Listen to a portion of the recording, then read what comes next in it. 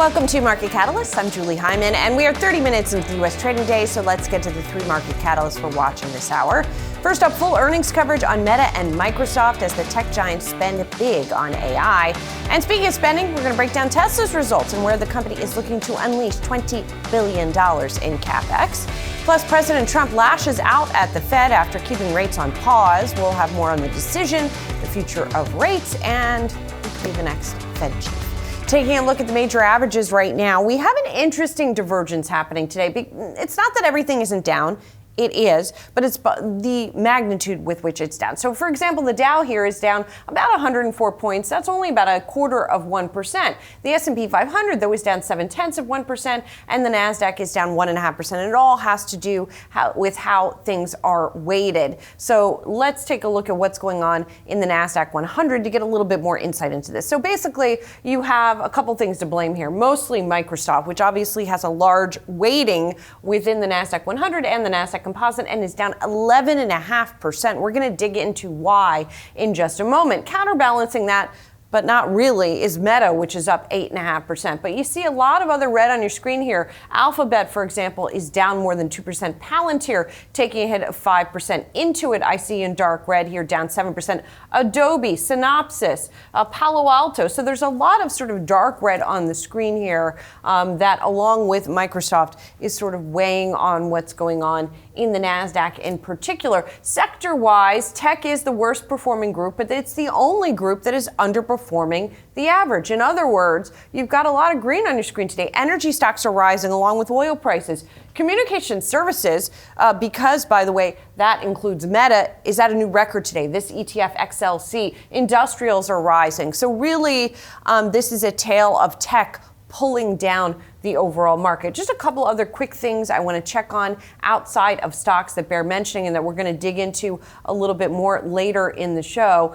First of all, there's what's going on with the US dollar, which continues to decline here. At the same time as we have currencies lower, we've got commodities higher. So oil prices pushing up today by more than 4%. $66 a barrel is where you see WTI. Gold futures continuing to just rip higher. They earlier were above 5,500, now pushing back below that level, and silver's joining right along with it. We see copper prices also much, much higher. So we're going to talk about metals a little bit later. But right now we got to pivot back to Microsoft because those shares, as I pointed out, are falling sharply by more than 11% as the company's CapEx spending plans spook investors, despite the fact that they topped second quarter earnings estimates. Joining me now is Rishi Jaluria, RBC Capital Markets Managing Director of Software. Rishi, it's good to see you.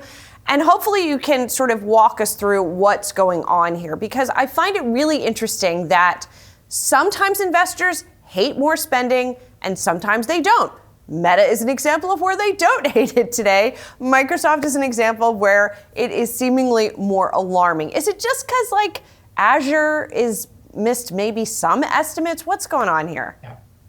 Yeah, and thanks so much. Always a pleasure to be on your show. Look, I would say there's a couple things going on, and it's interesting you bring up the Meta comparison, because 90 days ago everyone hated Meta's capex plans, but obviously they had a strong quarter, and you see that being reflected in their stock action today. With Microsoft, candidly, it feels like I'm missing the forest for the trees type of moment. Absolutely, people are picking on the CapEx numbers. The CapEx numbers were actually pretty in line with my expectations, but definitely above where I think the rest of the street was. And Microsoft has been telling us for a while now that they are capacity constrained, that they want to bring all this third-party capacity. Think about these deals they have with Oracle, CoreWeave, Nebius. They want to bring all of that back in-house. That means that's a lot more they need to spend to build out that capacity. And they're telling us that effectively the Azure numbers would have been meaningfully higher if not for the capacity constraints that they're facing. And so, it's almost like Microsoft's kind of stuck from an investor sentiment standpoint in the middle where, look, the Azure number I thought was strong, right? I mean, you could say, it wasn't 39%, it was 38% constant currency. But the fact is they added somewhere in the neighborhood of $9 billion of constant currency Azure ARR sequentially. And it was a broad-based beat. It wasn't just OpenAI, or it wasn't just AI, it was everywhere in the portfolio. And there's a lot more to talk about the print. but maybe it wasn't necessarily high enough for people that wanted a higher number, and the CapEx numbers are going up. You don't spend money on CapEx and build out data centers and immediately have that translate to revenue. These things take time to translate. I think it's creating a buying opportunity in this increasingly fickle and impatient market. Well, let's dig into this timeline a little bit more, Rishi, because you wrote about this in your note as well. This problem of these capacity constraints. So if capacity is the problem, how long? I mean, it takes a long time to build out capacity, especially if they're building some of these data centers from the ground up as opposed to acquiring or what have you. Like, what does the strategy look like there for Microsoft, and how long until they can expand that capacity? Yeah, look, I think they can start to expand capacity slowly right away. And we start to see more 1P capacity come online. I think Microsoft has a multifaceted strategy to be able to meet demand. There is the building of new data centers, owning those, and those have ROI for a very, very, very long period of time, which is great because with Microsoft, you want fungible architecture that can be repurposed from training to inferencing, reasoning, post-training, et cetera. They're also doing third-party leases. They're also doing third-party data centers. So anything that they can to bring more capacity online, they are doing that. Now, the question becomes, well, when can they hit a point of parity in which they are no longer capacity constrained?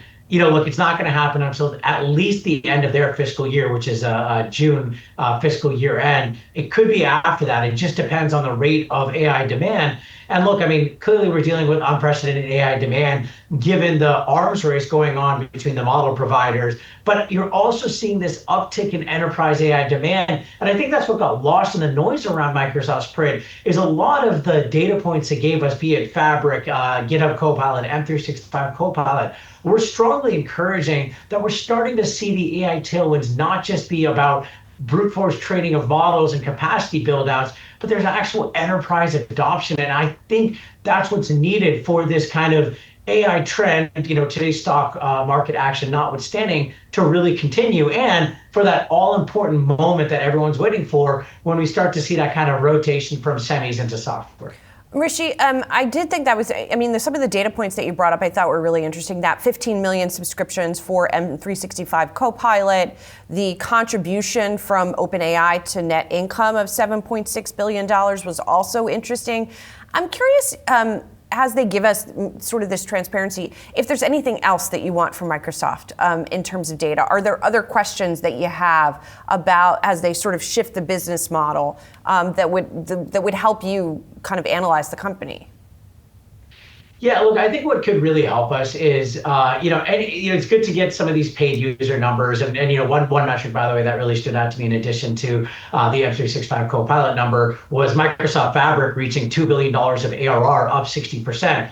Bear in mind, they launched that product less than 2 years ago. So I think that's a very, very impressive trajectory we're seeing there and showing the kind of strength and breadth of Microsoft's portfolio. What I really want to see, though, are some really strong user engagement, user value metrics, because there's always going to be new fears that pop up. Now it's people asking about Anthropic Claude Cowork. But really, I think if we can start to see data points of users are spending more time and engaging more with the Office suite because of M365 Copilot and all these AI-enabled features, that more developers are spending more time putting more code in GitHub because of GitHub Copilot. If we start to see that, I think that's a great leading indicator for future monetization, because really, the way we think about AI monetization in software is innovation, utilization, monetization. And so I would love to see more of those forward-looking indicators, but I do appreciate the greater transparency that Microsoft is giving us now.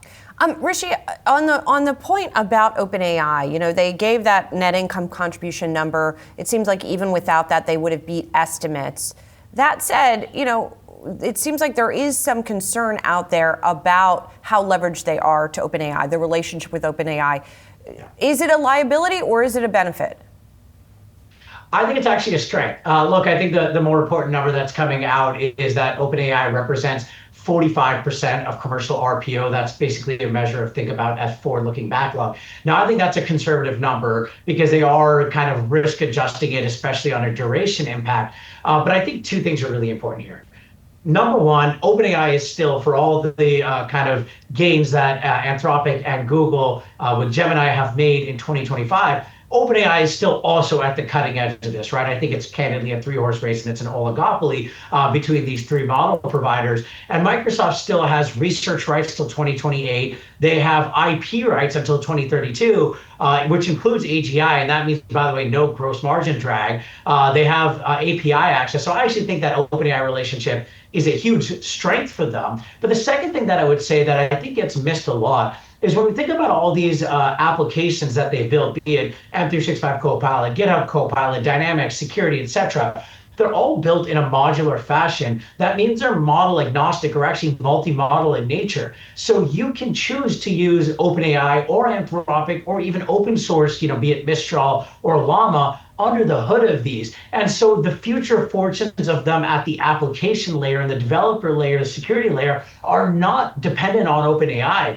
It's dependent on AI as technology and these models evolving. And I think that gets missed as Microsoft has built these products in such a way to hedge their bets that, even though obviously OpenAI doing well would be a good outcome for Microsoft, the future of Microsoft is not entirely dependent on OpenAI. Rishi, I wanted to broaden it out a little bit, and I want to play for you something that Kim Forrest of Bokeh Partners told Josh Lipton, who you know well.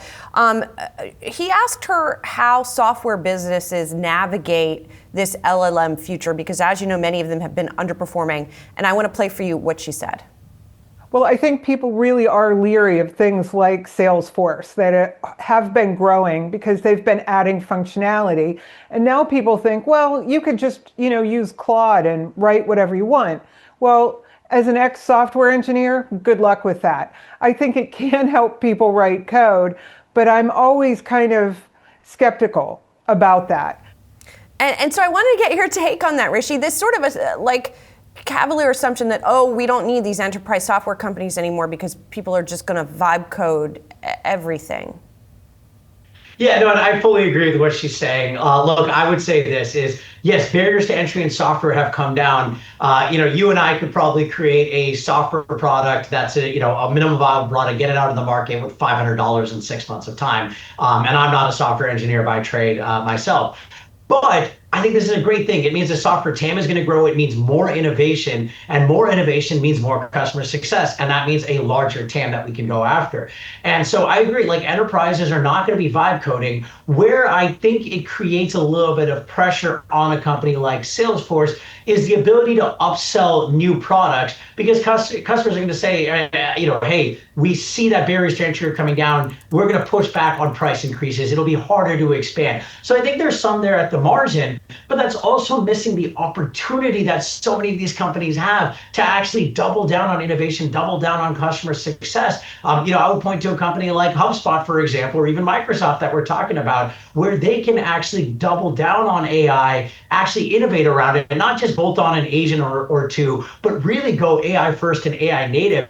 And there's ways to really monetize that in a meaningful way over time, to the tune that I think we can look at 2x to 3x customer lifetime value from true AI native products that can do things that we couldn't under the traditional SaaS paradigm. And I think the market is outright missing that in so many of these software companies out here. And I think, especially with today's pullback, it's created so many great buying opportunities that I truly believe we're going to look back at 3 years from now and say, I wish I stepped in. Okay. And that's the time for us to step in. What's going to make the market realize that? I mean, I'm looking at a HubSpot, for example, that's down 29% over the past year.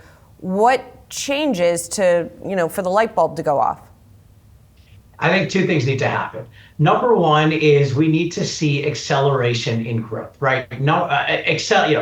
Accelerating growth just cures all manners of sin, no matter what the bear narratives are. And we've seen this play out last year with MongoDB, Snowflake, Datadog, et cetera. And so HubSpot, for example, is a name that I think can actually see acceleration without the benefit of AI. I think the AI story starts to show up in monetization in 2027, but even this year, I think they can accelerate. Same with Intuit, same with Microsoft.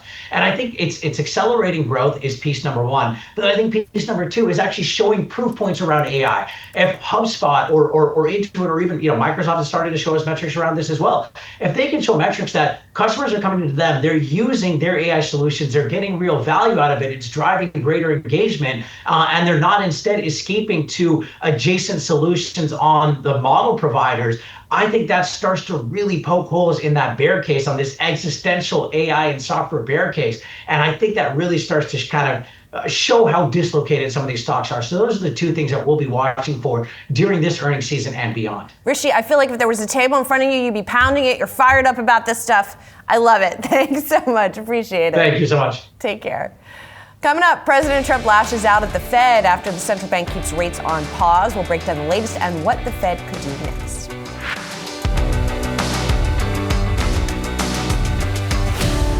President Trump is lashing out at Federal Reserve Chair Jerome Powell after the central bank kept rates on hold.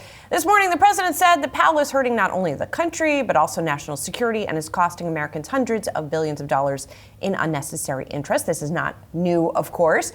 Meanwhile, Powell very much steered clear from talking anything outside of the economy at his press conference. I don't respond to comments by other officials, whoever they may be. It's just not appropriate to do that. This is really about the press conference and the economy and what we did today. I have nothing for you on that today. I really, once again, have nothing for you on that today. There's a time and place for these questions, but not something I'm going to be getting into today. I can't comment on that speech or statement or anything like that. A lot of no comments from the Fed chair. Joining us now, Stephanie Roth, Wolfe Research chief economist. Great to see you, Stephanie. So this sort of back and forth is continuing between Trump and Powell, even if it wasn't vocally from Powell at the press conference. Anything in terms of the, because this has become, I don't know, not that we've gotten used to it, but it keeps happening. Is there an economic or markets effect that we need to be watching as a result of all of this? I don't think so. What you saw was Powell, who is a Fed chair who has 2 meetings left after that one. So he was trying to avoid all of the questions about policy, and the great clip that you guys just showed earlier highlighted that quite well. But he's trying to stay out of it. It now seems that they are fairly comfortable with the growth outlook in the U.S. economy, in which case it's largely pretty clear that the last cut that we got last year was the last one from the Powell-led Fed. So he is trying to kind of just stay clear of that. Trump's not going to convince him otherwise, especially given they explicitly said the growth projections are better than what they had penciled in December, in which case it kind of doesn't really matter for the next couple meetings. Really what's going to be important, or at least what could potentially move markets from here, is what happens with the Fed chair race and how odds kind of shift in the next couple of weeks. So I want to ask you about that, but before we get to that, because I think it's consensus now that sort of Powell is done cutting in his tenure, the Powell-led Fed. Do you think that data will continue? Do you think that they did the right thing yesterday? And do you think that data will continue to support the argument to not cut for the next few meetings? Yes, the data is fairly firm. It started to pick up. The labor market data is stable, if not, in our view, looking forward, set to actually inflect a bit higher. Growth continues to surprise to the upside. Inflation is a bit sticky. There's not a great reason, and certainly no rush, for them to be cutting at this point. Now they're closer to neutral, if not at it.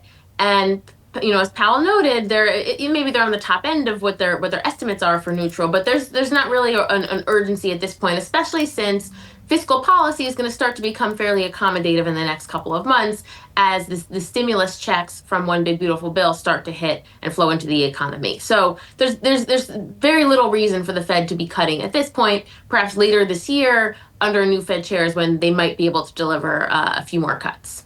All right, so let's get to that next Fed chair. Our Jennifer Schonberger, our Fed correspondent, yesterday spoke to Scott Bessent, of course, the Treasury Secretary, and she asked him when we might find out. This is what he said.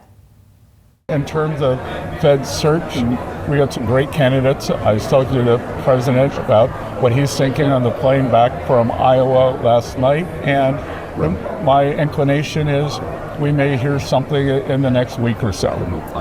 I feel like it's been in the next week or so for a while, but maybe it actually is in the next week or so at this point, according to the Treasury Secretary.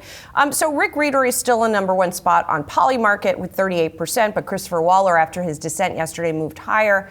At this point, what do you think, Stephanie? Yeah, I think it's kind of anyone's game at this point. I would say the most likely options are Rick Reeder, Kevin Hassett, Kevin Warsh. Of course, Waller did rise after the descent, although I don't think he has incredibly high odds. We also have to talk about the possibility that Trump just names Bessent, and then he has to resume and then he ends up taking the seat, although that's certainly not my base case. But Trump isn't particularly happy with any of the candidates across all of the main things that he's looking for. He wants somebody who's going to be loyal, who's going to have market credibility, and also incredibly dovish. And none of the candidates on the list really fit the bill. So I don't think his mind has been made up yet. So it's probably going to drag on for a little bit longer. And I wouldn't expect that we'll hear for an announcement in the next week. And Stephanie, aside from what's going on here, something that has been affecting the Treasury market here has been what's going on in Japan, where we have been seeing a surging Japanese yen, a falling U.S. dollar. That has repercussions for the U.S. Treasury market also. How do you think that continues to play out? Because that also sort of complicates the president's quest for lower rates. Yeah, it's a tough one. And of course, the president earlier this week came out and said he was very comfortable with the dollar. He commented on how it kind of moves like a yo-yo. And then that certainly led to further dollar weakness, in which case Bessent had to come out and make it clear that the U.S. had not intervened in dollar yen. It is certainly a complicated dynamic. I think we're at a period of time where we can't really see much further dollar weakness before it becomes a problem for broader markets. The real risk is the yen carry trade, in which people short the yen and then invest elsewhere. The moves in the yen kind of complicate that trade. So the real risk is that it becomes a broader risk asset problem.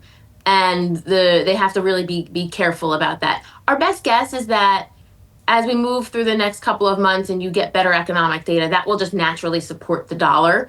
But that would require some more sort of stabilization out of policies from the administration. Stephanie, great to see you. Thanks a lot. Thanks for having me. Coming up, we're looking at some of today's top trending tickers and the top analyst calls on Wall Street. That's next on Market Catalyst. Welcome back to Yahoo Finance. I'm Brooke Tamama. We're live at the NASDAQ. Let's turn now to some of today's top analyst calls on Wall Street. We're watching IBM, ServiceNow, and First Solar. First up, IBM. Wedbush upgraded its price target of the stock to $340, up from $325. Analyst Dan Ives said the wave of AI demand and a diversified portfolio, combined with M&A growth strategies is fueling momentum. There we go, guys, at the tech company. The average 12-month price target on the stock is now at $327. Next up, the software company ServiceNow. Stifel cut its price target to $180 from $200. KeyBank cut its price target even more from $155 to $115. This comes after the company reported a solid quarter, but investors are worried about its AI strategy. The analyst at KeyBank wrote a note to clients. Organic subscription revenue growth of 18.5% to 19% for 2026 was not enough to, quote, squelch the worry, even though CEO Bill McDermott was candid and direct on the call with investors. Still, the street is quite bullish on the stock with 45 buys, 4 holds, and 1 sell in the street, alongside an average price target of $198. Lastly, let's take a look at First Solar.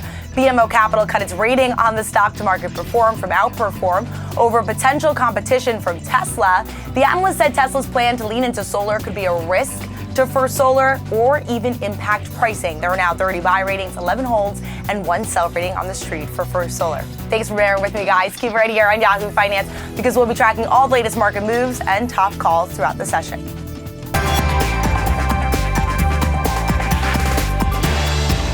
Whew, glad that Brooke is okay. All right, now it's time for some of today's trending tickers. We're watching the metals, Caterpillar, and Lockheed Martin. And markets and data editor Jared Blickery is joining me now. Let's talk about metals. Yes. Wowee, gold surging again, topping $5,500 and then pulling back a little bit from those levels. Silver's higher, copper's higher. It's not just precious, right? Like, wow, it has been quite a move in these metals. Yeah, so who's buying all this stuff? We know there's incredible investment demand, and that, by the way, is 2,175 tons, and I don't even know how many ounces that is, but that's huge.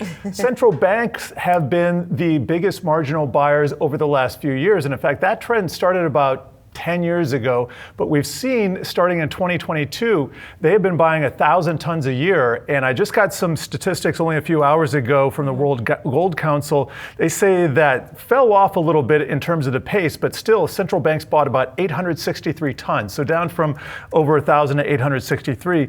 And then ETFs, as part of that 2,175 tons, 801 of that, so almost equaling central banks, is ETFs. And we have just seen an explosion in all kinds of things, not only the regular plain vanilla ETFs, but the levered ones as well. And then you've got the inverse ones, so people betting on both sides of the market there.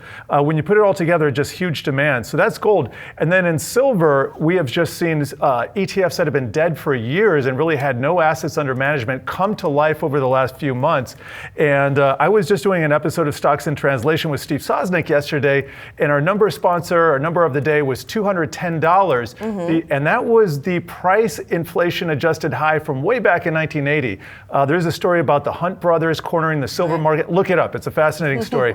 But if you adjust for inflation, that means we had a high of $50 and change back then, multiplied by 4.2, because everything is 4.2 times as expensive as it was 46 years ago. Then you get to $210. And so that's kind of an upside price target. We're looking at silver, what, 115, 120 right now? And if we go quickly to the Wi-Fi Interactive, I just want to show you the year-to-date totals on our heat map. So this is year-to-date. Up in the upper left, that is silver up 53%. Number 2 is gold up 20%. Then we've got platinum, palladium, 19 and 17%. Then we got some energy, heating oil, Brent, crude, RBOB, OJ, et cetera. And copper's been hitting record highs too. That's up 8.5%. So you put it all together, and look at, there's not a lot of red on this heat map there. So arguably we are in a commodity super cycle, and this is predicated on dollar weakness, which we have seen recently. Yes, we have. We'll save a bigger discussion of the debasement trade for another time. Okay. Maybe that's a good Stocks in Translation. But next up, let's talk about Caterpillar, because the industrial giant jumping on earnings, thanks in part to AI, sales of power equipment driving sales. That business is now Caterpillar's largest and fastest growing unit. Profit there overall rising 25% from a year ago. And I think this is still something that people don't quite realize. You think of Caterpillar as a big earth-moving company. It's an AI trade.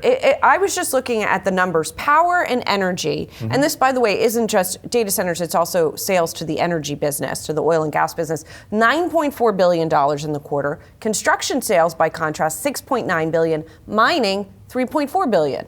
So it's the biggest. Yes, by far.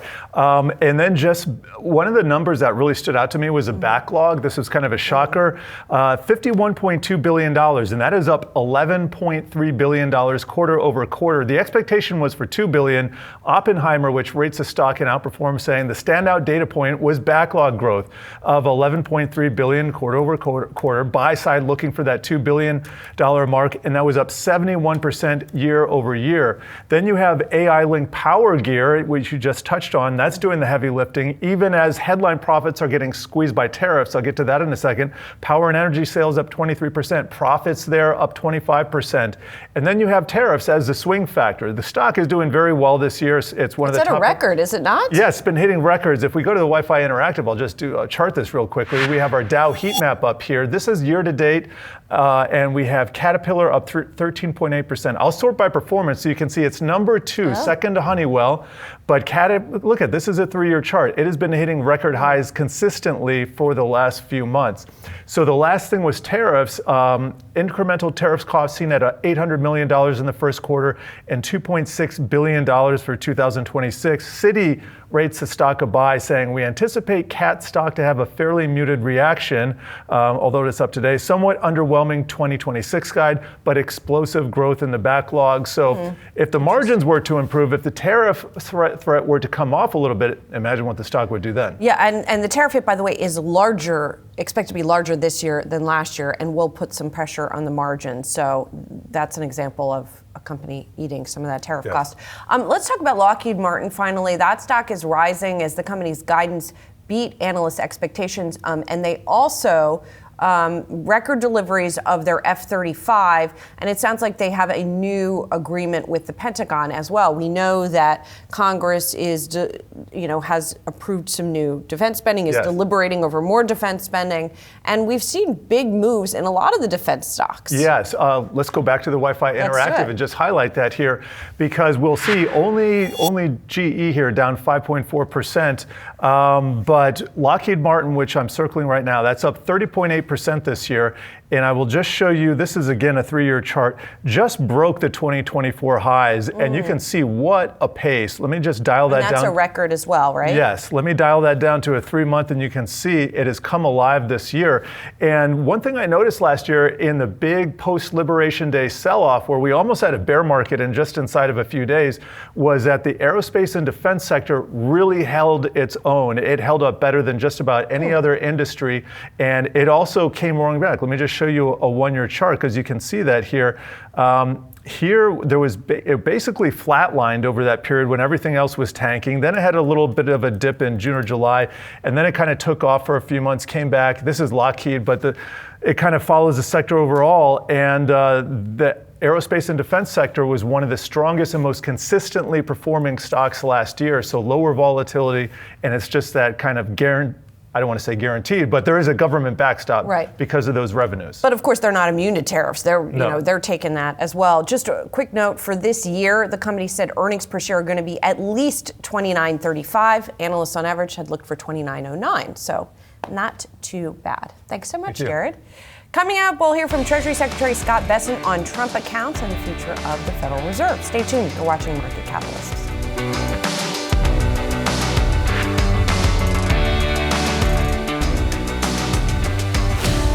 President Trump held a summit to encourage Americans to sign up for Trump accounts. Remember, those new accounts are part of the One Big Beautiful Bill, and promised that the government will deposit $1,000 for every baby born between 2025 and 2028. Federal Reserve correspondent Jennifer Schomburger caught up with Treasury Secretary Scott Bessent to discuss those accounts.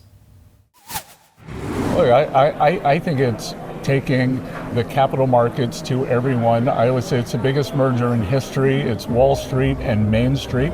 When I was a kid in South Carolina, I didn't know about the stock market. I just knew something bad had happened in Wall Street in 1929.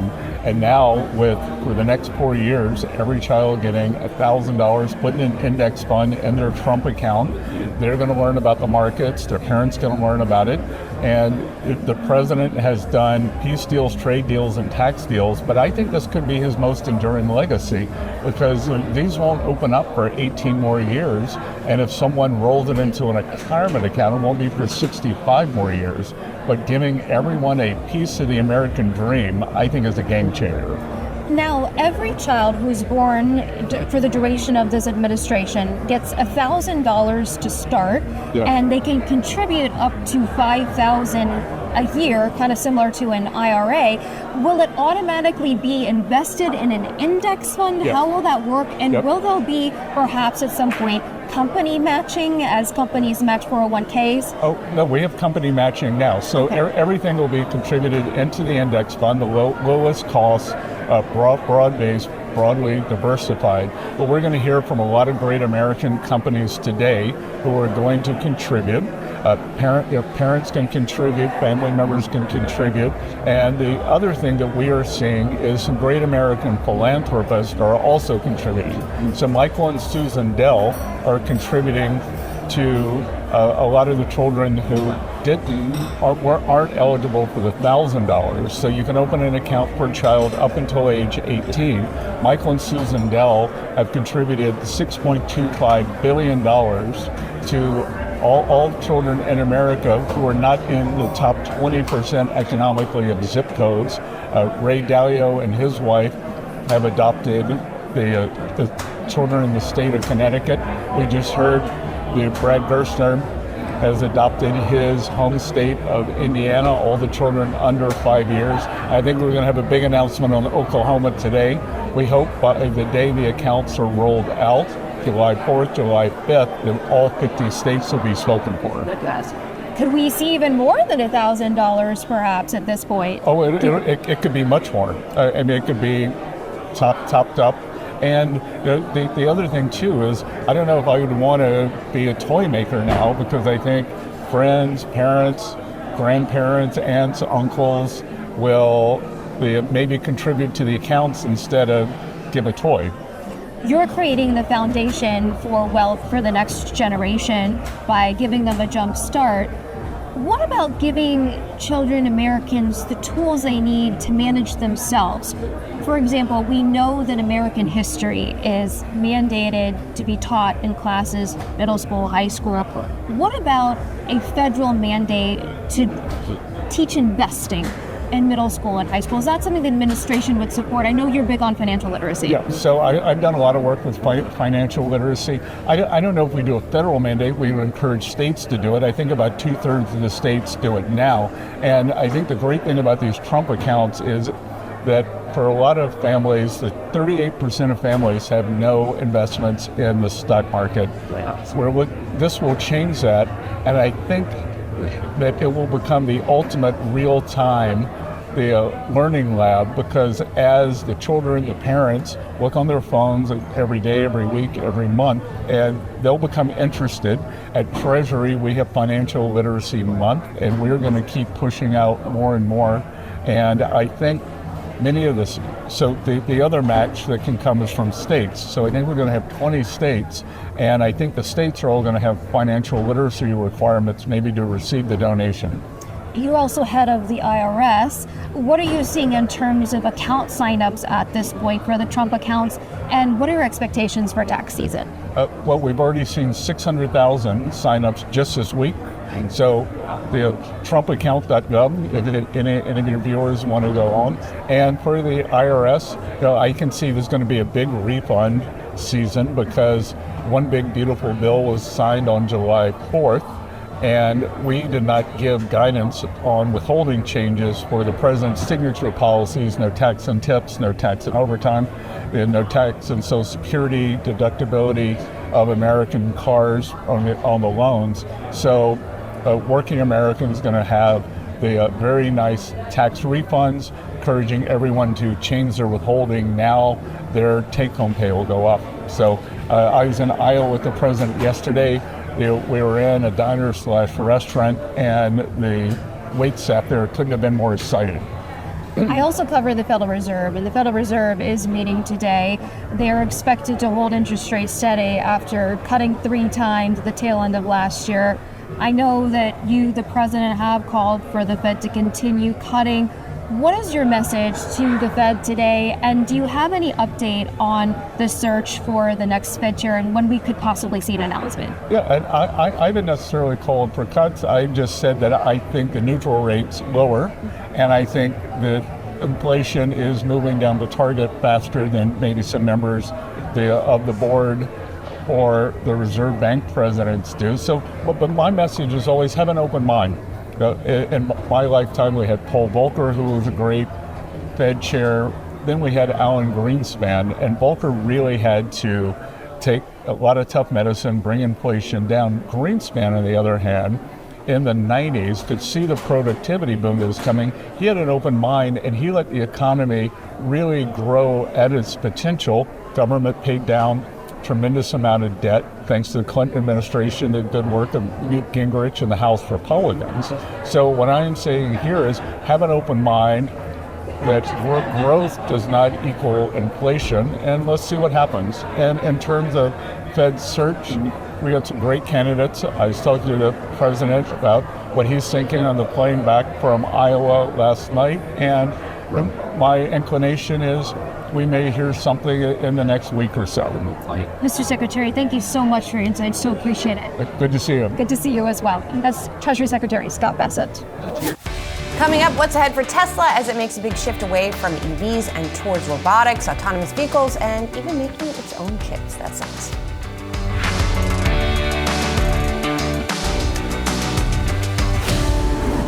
Tesla shares had initially gone higher, but now they're off by more than 3% after reporting earnings for the fourth quarter. CEO Elon Musk shared that the company will be winding down operations of its Model S and Model X as it moves towards more robotics and autonomous vehicle production. I think long term we would really the only vehicles that we'll make will be autonomous vehicles, with the exception of the next generation Roadster, which we're hoping to debut in April. Hopefully. It's going to be something out of this world. Hopefully. My next guest says this is a burning the ships moment for the company, marking a profound shift away from electric vehicles. George Gianarikas, a Canaccord Genuity Managing Director, joining us now. George, I love that imagery. It was very Game of Thrones of you, that, you know, he's kind of burning the ships, moving ahead into the brave new future. You know, Musk himself has said for a long time, we're not a car company. That's not why you should own us. That's not what we are. Does this make the moment that it actually isn't a car company? It was incredibly symbolic for them to end S and X production. I mean, these are the two vehicles that sort of anchored the initial ascent of the company. And they've talked about obviously getting into robots and focusing on autonomy. But the two things that really stood out to us were this stop of production, but also the $20 billion the company plans to spend this year on improving production lines for robots, for autonomous vehicles, for batteries. And not included in that number is the potential for them to build a semiconductor fab. So this is a pretty profound shift in strategy. They may generate negative free cash flow this year. And it is exactly that. It's a burn the ships moment. And they're still making electric vehicles, obviously, but they're super focused on an autonomous future, a robotics future driven by AI, and also with clean energy with batteries and solar power. So it's a profound shift, and people should be ready for a ride downward in profits this year in free cash flow, with the potential to come out on the other side with just a sort of a next generation company. So to speak. Well, that ride this year, is that why the stock has now turned lower, do you think? I think so. I mean, look, it was a jarring number. You know, frankly, it was disclosed on the call. It wasn't in a press release, so we had to sort of listen very closely to what they said yesterday and pick up on that. And for people to sort of think about how to model this company, you know, 2, 3, 4, 5 years from now, it takes a lot more, you know, just guesswork, just because you have to think about, okay, how many robots can they sell in 2029, 2030? How many vehicles will they actually sell? Because if you think about what happens to the overall car park or just overall vehicle sales, if autonomy does really proliferate, overall vehicle sales across the world should actually see pressure, right? Because we don't need as many vehicles to move around. It will just become more efficient. We'll all be able to put our vehicles into this Tesla network, so to speak, and have them move, be used 4 to 5 times more than they have been traditionally. So this is a really profound shift, in not just for Tesla, but for the world if they're successful. George, I've always said that Tesla is a faith-based stock, right? It's not about like what's really happening. It's what you believe the company is capable of doing. And a lot of the time, those faith-based investors, their faith is rewarded. You're an equity analyst. You gotta, like, as you said, you gotta model it. You can't just sort of believe. How do you close that gap? And do you think that people's faith is going to be rewarded? So first of all, we do. I think it's going to be rewarded. And second, I consider myself a little bit of a meat and potatoes analyst. I, like you said, like to look at earnings and multiples for the companies that actually have them. And Tesla has had earnings, and we've always sort of anchored ourselves to an earnings number 2 or 3 years out.